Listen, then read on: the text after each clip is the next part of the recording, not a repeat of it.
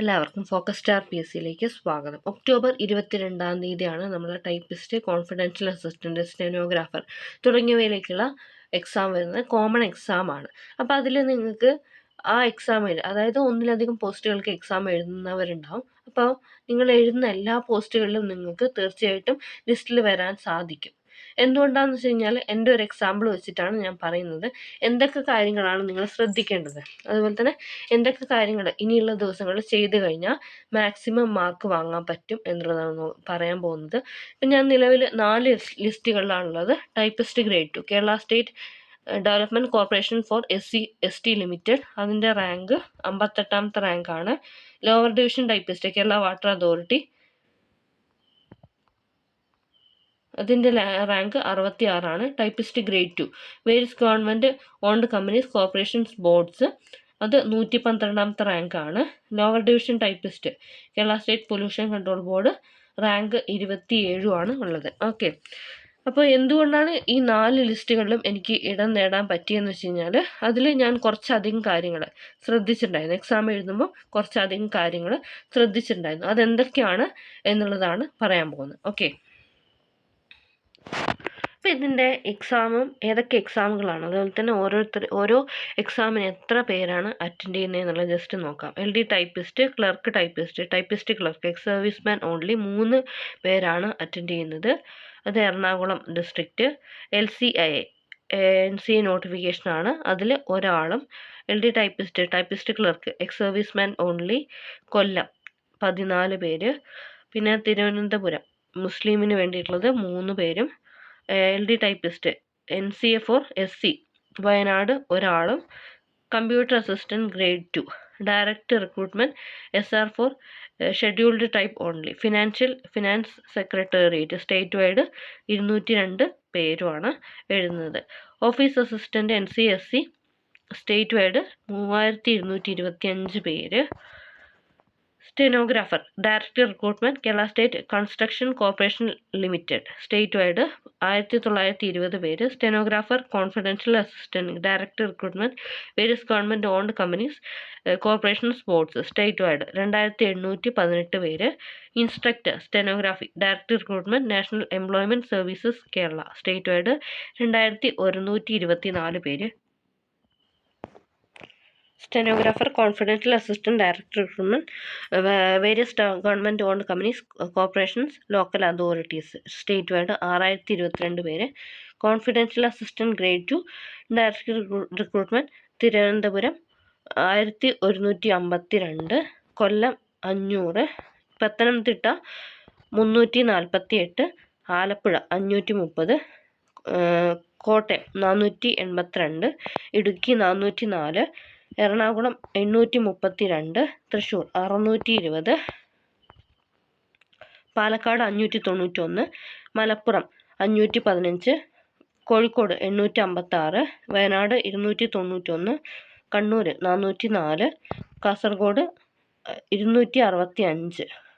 പിന്നെ by transfer recruitment Thiruvananthapuram 5, by transfer recruitment Kollam ഒരാൾ, by transfer Alappuzha 3, by transfer Kottayam 2 പേര്, by transfer Idukki 3 പേര്, by transfer Ernakulam 4, by transfer Thrissur 4, by transfer Palakkad 2,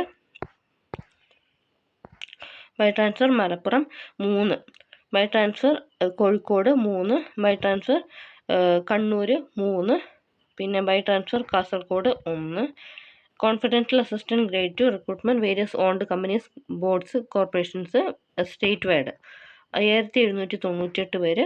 stenographer NCA LCAI 134 പേര്. ഇത്രയൊക്കെയാണ് കാര്യങ്ങളുള്ളത്. Okay, ഇത്രയൊക്കെ applicants ആണ് ഉള്ളത്. പിന്നെ lower division typist various owned companies corporations boards, അത് 21,819 പേരാണ് എഴുതുന്നത്. പിന്നെ direct recruitment state wide poultry development corporation limited, അത് 19,841 പേര്. ഇത്രയും പറഞ്ഞത് എന്തിനാന്ന് വെച്ച് കഴിഞ്ഞാൽ ടോട്ടൽ എങ്ങനെ പോയാലും മൊത്തത്തിലിപ്പം എല്ലാത്തിനും കോമൺ ആയിട്ട് വരുന്ന ആൾക്കാർ 21,819 പേരാണ് ആപ്ലിക്കേഷൻ ഇപ്പോൾ കൊടുത്തിട്ടുള്ളത്. ഓക്കെ, ഒരു കാര്യം നിങ്ങൾ മനസ്സിലാക്കുക. അപ്പോൾ ഈ 21,000 അല്ലെങ്കിൽ 22,000 പേര് ആപ്ലിക്കേഷൻ കൊടുത്തതിൽ 22,000 പേരും നല്ല രീതിയിൽ പഠിച്ചിട്ടുള്ള ആൾക്കാരാണോ എന്ന് വെച്ച് കഴിഞ്ഞാൽ തീർച്ചയായിട്ടും അല്ല. ഈ ലാസ്റ്റ് അതായത് കുറച്ച് ദിവസം ലാസ്റ്റിലേക്ക് വരുമ്പോൾ കുറച്ച് ദിവസം പഠിക്കാൻ വേണ്ടിയിട്ട് മാറ്റി വെച്ചിട്ടുള്ള ആൾക്കാരായിരിക്കും പലരും. അപ്പോൾ ഇതിൽ കുറേ പേരൊക്കെ ആദ്യമായിട്ട് എക്സാം എഴുതുന്നവരുണ്ടാവും. പിന്നെ അതുപോലെ പഠിച്ച് തുടങ്ങിയിട്ടുള്ള ആൾക്കാരുണ്ടാവും. ചിലപ്പോൾ പഠിക്കാൻ ബുദ്ധിമുട്ടുള്ള ആൾക്കാരുണ്ടാവും. എങ്ങനെയാണെങ്കിലും നല്ലൊരു റാങ്ക് ആഗ്രഹിക്കുന്ന ആൾക്കാരാണെങ്കിൽ ഇനിയുള്ള ദിവസങ്ങളിൽ എന്താണ് ചെയ്യേണ്ടതെന്ന് വെച്ച് കഴിഞ്ഞാൽ നമുക്ക് ഓൺലൈൻ എക്സാമിൻ്റെതും അതുപോലെ തന്നെ OMR എക്സാമിൻ്റെതും ക്വസ്റ്റ്യൻ പേപ്പേഴ്സ് അവൈലബിൾ ആയിരിക്കും. ഓൺലൈൻ എക്സാമിൻ്റെത് നമുക്ക് അവിടെ OMR എക്സാമിൻ്റെ ആൻസർ കീ ഉണ്ടല്ലോ, അതിൻ്റെ തൊട്ടടുത്ത് തന്നെ, അത് ഞാനിപ്പോൾ കാണിച്ചു തരാം. ഇത് നമ്മുടെ കേരള PSCൻ്റെ ഒഫീഷ്യൽ സൈറ്റാണ്. ഇതിൽ താഴെ ഭാഗത്തേക്ക് വന്നു കഴിഞ്ഞാൽ ഇവിടെ answer key OMR exam answer key online exam എന്ന് പറഞ്ഞിട്ട് കാണിക്കും.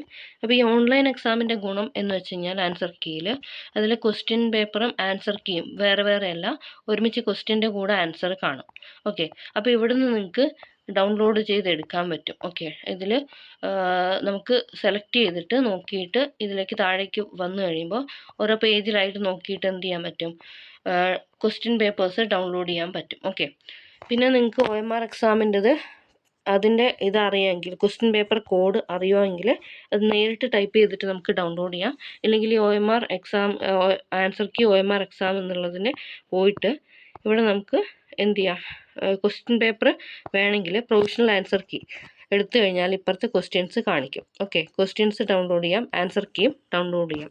ഇങ്ങനെ ഡൗൺലോഡ് ചെയ്തെടുത്തിട്ട് എന്ത് ചെയ്യാന്ന് വെച്ച് കഴിഞ്ഞാൽ 2025-24 ലേറ്റസ്റ്റ് ആയിട്ട് നടന്നുള്ള ക്വസ്റ്റ്യൻ പേപ്പർ മുതൽ ബാക്കോട്ടേക്ക് പോവാം. എന്തുകൊണ്ടാണ് പറഞ്ഞതെന്ന് വെച്ച് കഴിഞ്ഞാൽ കറണ്ട് അഫെയർസും മറ്റുള്ള കാര്യങ്ങളും, അതായത് സിലബസ് വൈസ് ആയിട്ട് നമ്മൾ ഈ correct Malayalam, English, GK, computer, word processing, type writing, ഈ ഒരു കറക്റ്റ് സിലബസിലുള്ള ക്വസ്റ്റ്യൻ പേപ്പേഴ്സ് കൂടിപ്പോയ ഒരു 10-11 ക്വസ്റ്റ്യൻ പേപ്പേഴ്സ് മാത്രമേ ഉള്ളൂ. അതുകൊണ്ടാണ് പറഞ്ഞത്. അപ്പോൾ ഫസ്റ്റിന്ന്, അതായത് ഇപ്പോൾ ലേറ്റസ്റ്റ് ആയിട്ട് നടന്നതിൽ നിന്നും ബാക്കോട്ടേക്ക് ക്വസ്റ്റ്യൻ പേപ്പേഴ്സ് സെലക്ട് ചെയ്യുക. അതിനുശേഷം എന്ത് ചെയ്യാന്ന് വെച്ച് കഴിഞ്ഞാൽ ഓരോ ക്വസ്റ്റ്യൻ പേപ്പർ അത്രയും നല്ല രീതിയിൽ അനലൈസ് ചെയ്യുക. ഓക്കെ, നിങ്ങൾക്കിപ്പം അത് പഠിക്കാൻ പറ്റുന്നില്ല എന്നുണ്ടെങ്കിൽ ആൻസറെങ്കിലും ജസ്റ്റ് ഒന്ന് നോട്ട് ചെയ്ത് വെക്കുക. അതായത് ഓപ്ഷൻസ് കാണുമ്പം അതിൻ്റെ ആൻസർ ഇതാണ് എന്ന് മനസ്സിലാവുന്ന രീതിയിൽ ചെയ്തു വെക്കുക. റെയർ ക്വസ്റ്റ്യൻസ് ധാരാളം ഉണ്ട്. ഓരോ ക്വസ്റ്റ്യൻ പേപ്പറും നമുക്ക് നോക്കിക്കഴിഞ്ഞാൽ ധാരാളം ഉണ്ട്. അത് പ്രത്യേകം നോട്ട് ചെയ്ത് വെക്കുക. പിന്നെ അതുപോലെ ഡെയിലി നിങ്ങൾ പഠിച്ച കാര്യങ്ങൾ കുറച്ചാണെങ്കിലും ഡെയിലി എന്ത് ചെയ്യുക, നന്നായിട്ട് റിവൈസ് ചെയ്യുക. ഇനിയുള്ള കുറച്ച് ദിവസങ്ങൾ, ഒരാഴ്ച നന്നായിട്ട് റിവൈസ് ചെയ്യുക. പുതിയ കാര്യങ്ങൾ നിങ്ങൾക്ക് പഠിക്കാൻ പറ്റുന്നില്ലെങ്കിൽ ഒരു കുഴപ്പമില്ല, പഠിച്ച കാര്യങ്ങൾ തന്നെ വീണ്ടും വീണ്ടും റിവൈസ് ചെയ്യുക. ഓക്കെ, അതുപോലെ ഓരോ ദിവസം ഓരോ ക്വസ്റ്റ്യൻ പേപ്പർ വെച്ചിട്ട് വർക്കൗട്ട് ചെയ്യുക. വർക്കൗട്ട് ചെയ്തിട്ട് ആ ക്വസ്റ്റ്യൻ പേപ്പറിൽ നിങ്ങൾക്ക് റിലേറ്റ് ചെയ്യാൻ പറ്റുന്ന കാര്യങ്ങൾ മാക്സിമം എന്ത് ചെയ്യുക, ഓർത്തെടുക്കാൻ വേണ്ടിയിട്ട് ശ്രമിക്കുക. ഓരോ ക്വസ്റ്റ്യൻ വായിക്കുമ്പോഴും അതിൽ നിങ്ങൾക്ക് എത്രത്തോളം പോയിന്റുകൾ വായിച്ച അല്ലെങ്കിൽ മനസ്സിൽ വരുന്നുണ്ട് എന്നുള്ളത് നോട്ട് ചെയ്ത് വെക്കുക.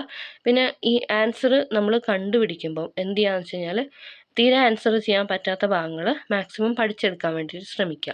ഓക്കെ, ഇനിയുള്ള ദിവസങ്ങളിൽ മാക്സിമം എഫേർട്ട് എടുത്ത് പഠിച്ചു കഴിഞ്ഞാൽ തീർച്ചയായിട്ടും എന്ത് ചെയ്യാൻ പറ്റും, നിങ്ങൾക്ക് ക്രാക്ക് ചെയ്യാൻ പറ്റും. പിന്നെയെന്ന് പറഞ്ഞാൽ എല്ലാവർക്കും ഒരുപോലെ എക്സാമുകൾ അറ്റൻഡ് ചെയ്യാൻ പറ്റണം എന്നില്ല.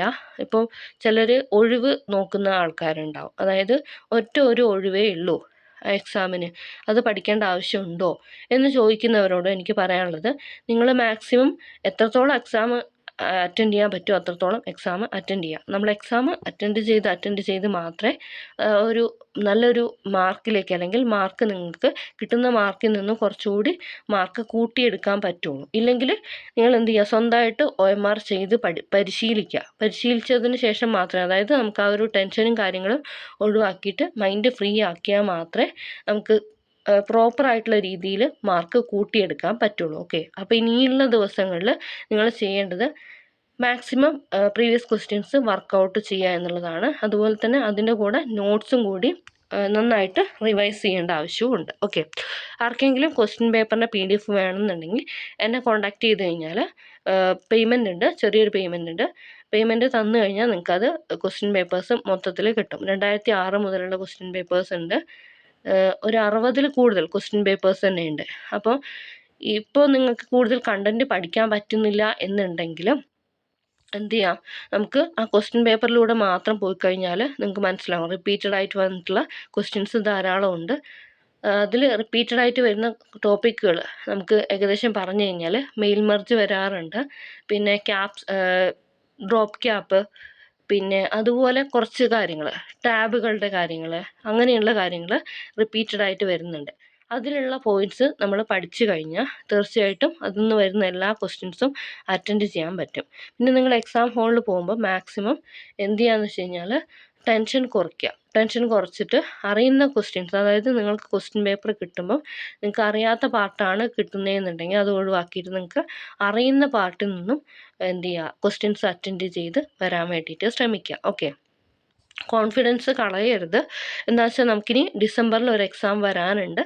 അപ്പോൾ അതിന് മുന്നോടിയായിട്ട് നല്ലൊരു പ്രാക്ടീസാണ് ഇതിന് വരുന്നത്. ഡിസംബർ 23 അടുത്ത എക്സാം നടക്കുന്നുണ്ട്.